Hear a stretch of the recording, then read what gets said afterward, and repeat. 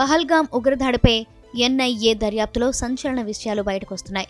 బైసరన్ వ్యాలీలోని ఉగ్రదాడికి ముందు 3 ప్రాంతాల్లో ఉగ్రవాదులు రెక్కిచ్చేశారు. వాటిలో పహల్గామ్ అమ్యూజ్మెంట్ పార్క్ ఒకటి. కానీ ఇక్కడ పారిపోయేందుకు సరైన మార్గాలు లేకపోవడం, పహల్గామ్ పోలీస్ స్టేషన్ కు సమీపంలోనే ఉండటంతో ఇక్కడ దాడి చేయాలనే ఆలోచనను విరమించుకున్నారు. ఏప్రిల్ 15న ఉగ్రవాదులు పహల్గామ్ చేరుకున్నారని, 2 రోజుల పాటు బైసరన్ వ్యాలీలోని ఉన్నారని ఎన్ఐఏ వర్గాలు గుర్తించాయి.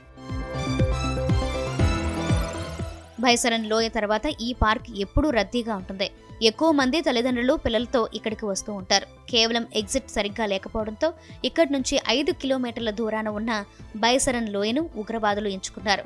కార్మికులు, స్థానికులను విచారించాక ఉగ్రవాదుల టార్గెట్లపై ఎన్ఐఏ ఓ నిర్ధారణకు వచ్చింది. 180 మందిని దర్యాప్తు సంస్థ విచారిస్తోంది.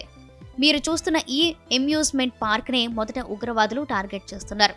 ఎప్పుడూ రద్దీగా ఉండే ఈ పార్క్ని రెక్కీ కూడా చేశారు. అయితే 2 కారణాలతో వాళ్ళు డ్రాప్ అయ్యారు. ఒకటి, ఈ పార్క్ నుంచి సైరన్ ఎగ్జిట్ అంటే తప్పించుకునే అవకాశాలు తక్కువగా ఉండటం. రెండోది, పోలీస్ స్టేషన్ దగ్గరలో ఉండటం. దీంతో ఇక్కడ దాడి చేయాలనే ఆలోచన విరమించుకుని 5 కిలోమీటర్ల దూరంలోని బైసరన్ లోయలో తుపాకులతో విరుచుకుపడ్డారు ముష్కరులు.